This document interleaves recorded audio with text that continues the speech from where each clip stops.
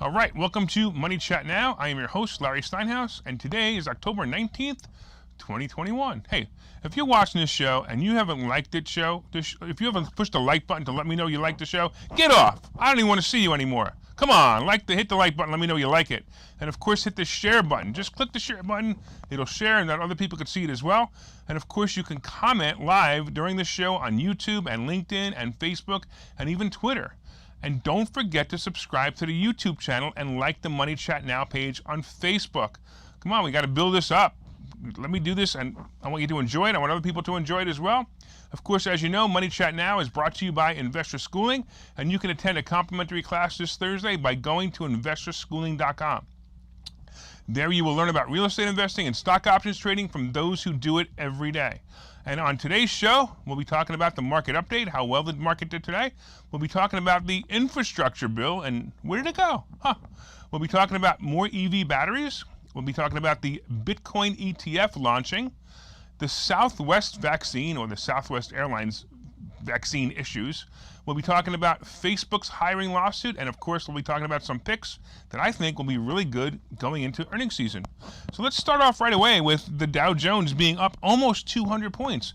Wow, that's pretty cool. Not a bad day at all. The S&P was up 33 points, and the NASDAQ is up 107 points. Not a bad day. I'll tell you, the NASDAQ, if you remember last week or a couple of weeks ago, was getting hurt. It was down 400 points one day, 300 points another day, 200 points another day. In the last 2 days, it was up pretty well. So it's not bad. By the way, I just want to let you know that Netflix just had their earnings, and boom, they have new subscribers and solid beats on earnings, which means Netflix took off, and that also is helping, as everything else, it's also helping the market. Let's talk a little bit about that, that thing that the Democrats were talking about a couple of weeks ago that nobody's talking about anymore. The infrastructure bill. Do you all remember the $3.5 trillion infrastructure bill that Polinsky, what the hell's her name? Anyway, and the rest of the Democrats proposed last month? The one that wouldn't cost anything because the Democrats would just tax the rich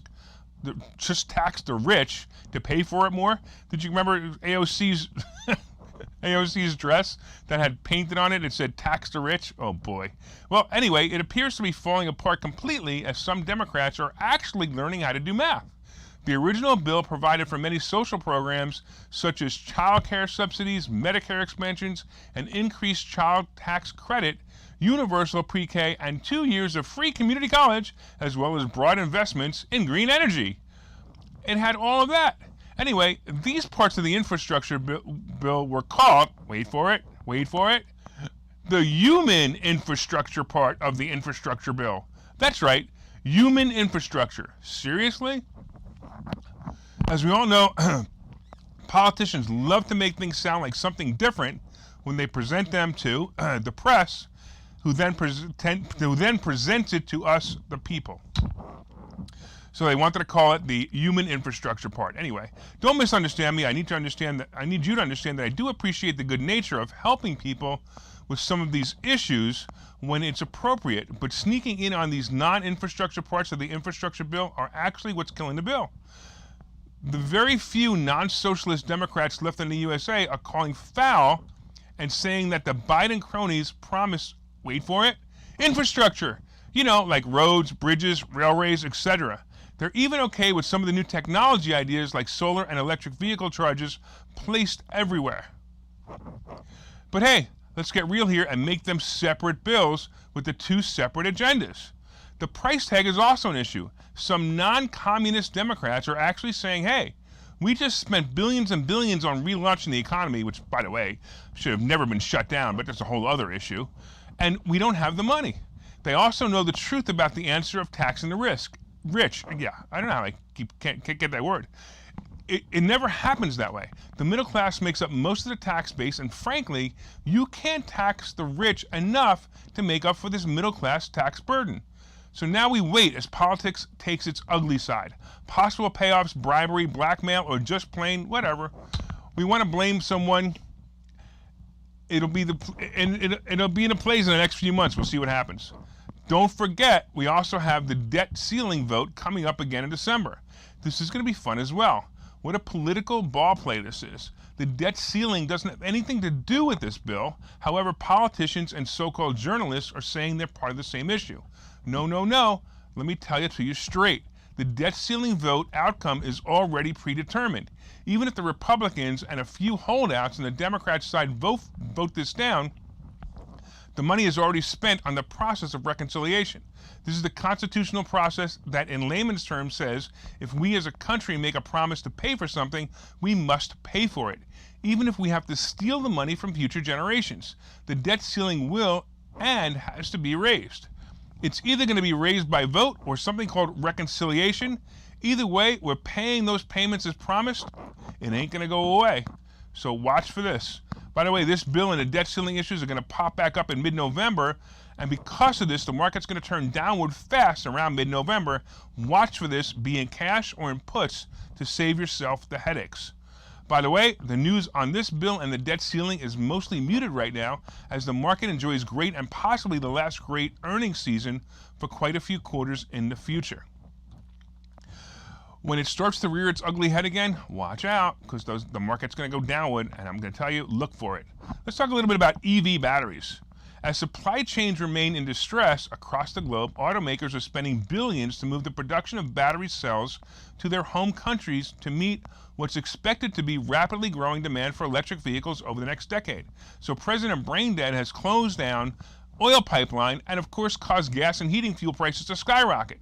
But the companies who know that in order to keep the future world going, they must produce EV batteries here in the US to avoid supply chain problems in the future. So they're going to create the EV batteries here, even though they have to get the oil somewhere else. So whatever. We have seen how the global chip shortage has affected the production of cars and other appliances. So again, the US automakers are making sure this doesn't become a problem in the future. I'm not sure how the batteries are made, but I'll bet the required mining of key materials such as lithium will have an environmental effect on the planet, as it uses so much water to mine lithium that in a drought situation, people of certain areas may not even have tap water. That's right, tap water. Well, at least they won't be drinking the water contaminated by natural gas and oil pipelines anymore. Oh, they'll only die of dehydration now. Okay, this is the cynical me, reminding you that every technology, every new fuel type and every new discovery can and will have possible consequences. Look at COVID, for example. Who would have thought that a virus similar to the common cold would cause side effects like socialism, fascism, or Nazism? All right, guys. All right, let's talk real quick about the Bitcoin ETF. The ETF is here, it's here, yay! So today it finally launched, the Bitcoin ETF, and this is going to be epic. The ETF is based on the futures of Bitcoin. Basically, they're option contracts that will bet on the future price of Bitcoin. This is similar to oil future contracts. If some of you remember, oil futures actually went negative about a year and a half ago when the economy took a hit. Understand that this fund will not own Bitcoin. That's the most important thing to know. It will not own Bitcoin, but it will be based on the futures only. I will tell you that this could be very dangerous if Bitcoin doesn't move high enough to make up for the time value of locking in the future price. The price of Bitcoin climbed up today, and it was reaching new record highs, and it'll probably hit around 65,000, which is the record. I even believe it'll hit about 70,000 soon, and then it'll hit some resistance. But to fully understand the ETF, you need to understand basics options trading and know that the underlying asset has to continue to rise from the point of buying the option, or in this case, future value. I'm looking forward to see how this plays out, but I would also watch the price of Bitcoin and see how it affects the ETF before even considering this investment. Frankly, I believe if there's a large downward hit in the price, it would be a good time to get into the ETF. Either way, I'm staying out for a little while. I want to wait and see how the market responds to this ETF. All right, let's do this. Let's take a quick break, and we'll be back in a little while, and we'll talk about the rest. Okay, so you've thought about investing in real estate, houses, apartment buildings, properties, but don't really know where to start? Well, what if you could very easily learn how to gain strategies to use other people's money to buy and sell houses in the Philadelphia area? If you could learn and network with successful area real estate investors and how to produce monthly income on rental properties without headaches, that place is Investor Schooling. With Investor Schooling, you'll learn from two Philadelphia area rockstar real estate investors, Phil Felton Mel Cohn and Larry Steinhouse about how to buy and sell properties the easy way and teach you basic and advanced techniques to help you make money in real estate. You can attend investor schooling in person or online visual classes 8 times a month. You can and will learn how to make money in real estate. Call for free information and get a complimentary pass to one of these classes. But don't delay, as these complimentary passes are limited. Call the number on your screen now or visit investorschooling.com. Investorschooling.com.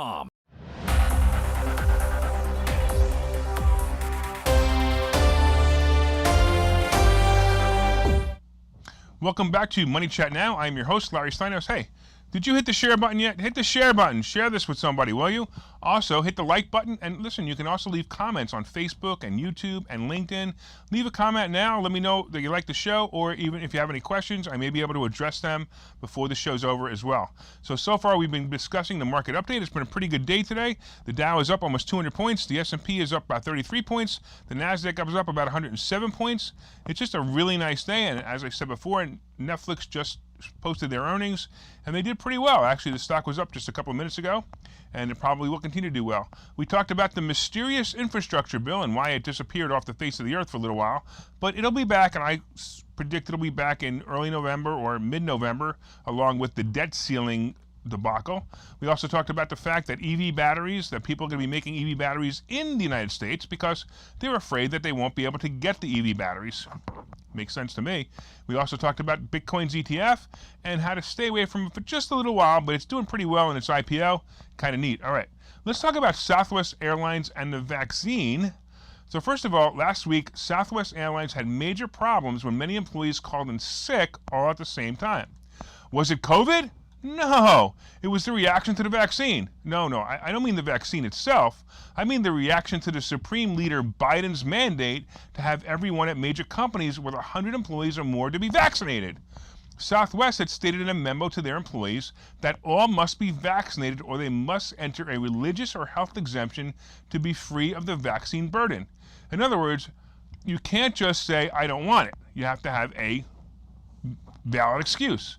So it has to be for for these reasons, right? So Southwest stated that the employees who have not been vaccinated or have not been approved for their vaccine exemption would be put on unpaid leave as of December 8th. Unpaid leave, isn't that being fired? I don't understand. I mean, whenever I didn't have a job, I was on unpaid leave too, right? But actually, maybe not. It could actually keep the employee from getting unemployment benefits. Anyway, after what appeared to be a labor action, Southwest management changed their policy to state that you must submit your request for a religious or medical exemption by November 24th. If they are not approved, or if the exemption is not approved, the employee can still work. So I'm going to tell you that here's my medical exemption in case I ever work for a company like that. I'm terrified of needles, especially the ones with substances I don't fully understand. I will tell you that this is a movement in the right direction. The only way to beat tyranny is to stand up to tyranny. I appreciate Southwest Airlines' position. Just remember that they can't just say that their employees can be Americans with freedom of choice, as it should be. They realize that the government will not use them for transporting criminals anymore. The government officials. All right, let's talk about Facebook and their hiring problems. So Facebook settled claims that it refused to recruit or hire U.S. workers for positions it set aside for temporary visa holders, the Department of Justice announced today. It also settled separately with the Department of Labor over potential recruitment violations through a program that makes jobs available to temporary visa holders. Under the program, companies must make good faith efforts to recruit U.S. workers for the roles. So let me tell you a little bit about this, because this is something I'm actually familiar with. As a former IT contracting company owner, I often came across this, as it was actually hard to find American employees in IT. We also knew, however, the rules, and it consisted of posting the job in papers and local job boards to prove that you're actually trying to hire American employees. What Facebook basically did was they either got caught just posting it and not really intending on it, or they did a shortcut to the process, assuming they couldn't get American workers. On the other hand, it could have been that they just wanted to pay a lot less for IT people that can be hired for about 1/3 of the price of Americans. We all know Facebook is an anti-American company, by the way, and they censor, I should say, patriotic Americans, but they're proven to be the capitalists they adamantly comment against. Looks like this was good news for the stock, though. Facebook popped about 5 points today and has moved up nicely after the end of the Wall Street Journal's bashing of the company to manipulate the price of the stock a month before earnings. And if you were watching this show or had attended classes at Investor Schooling, you would have been invested in this stock or option and have been very happy this week. I closed out my position. I made a lot of money this week. I was real happy to see it.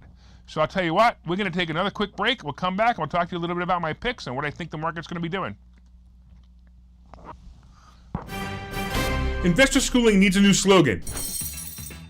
Investor Schooling? Never heard of. Investor Schooling? Never heard of. Investor Schooling? Never heard of them. Any suggestions? Phil? Investor Schooling. We never heard of you either. Investor Schooling. We never heard of you either. Register for a free class at investorschooling.com. Investor Schooling. Those guys are everywhere. Investor Schooling? Those guys are everywhere. Investor Schooling? Those guys are everywhere. Investor Schooling. Those guys are everywhere. Register for a free.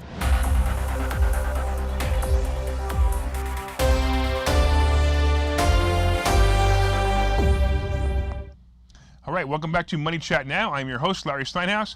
Hey, hit the share button. Hit the like button. Leave me a comment. Let me know you like the show. I'd like to know that you like the show. That way I can continue to do the show. Because if you don't like it, I'm not going to do it anymore, all right? Tell me you like it, so I'll continue to do it. All right, cool. So we've been talking a little bit about some of the things today, and some of the things we talked about were the fact that the Dow is doing really well today. It's up 200 points, S&P 33 points, the NASDAQ up 108 points. We also saw that that Netflix had solid earnings and also solid new subscribers, which kind of surprised me. But here's the earnings per share. It was 3.19 versus 256, which is fantastic. The revenue was exactly what they predicted, which is 7.48 billion. But they added some more subscribers. They have a total now of 4.4 million versus 3.84 million, according to whoever the report was, which is phenomenal. That's actually very good. I just want to see real quick what the stock is doing. I'm curious. And there we go. So the stock is only up about 1.5 points right now, which is surprising, but it did pop. I did see it pop about 20 points earlier, so I'm kind of surprised that it's only up about 1 point, but that's not unusual. You know, you got to remember that a lot of times with especially with stocks, that even if the earnings are good, they don't necessarily pop. So just keep that in mind. That's something that we teach in Investor Schooling too. All right. Also, you need to remember that, hey, of course, earnings season continues, and we have some really great earnings coming up. So we have Tesla tomorrow, and we have IBM on deck for tomorrow as well. Tesla, to me, is always an interesting play. I mean, it's so unpredictable. I remember one quarter when they missed numbers so badly that it was actually recorded as the worst quarter they ever had and lost more money than they ever lost before, but the stock went up about 40 points. Wow. We'll see what tomorrow brings, as Tesla delivered more cars last year than any quarter they ever predicted in the past as well.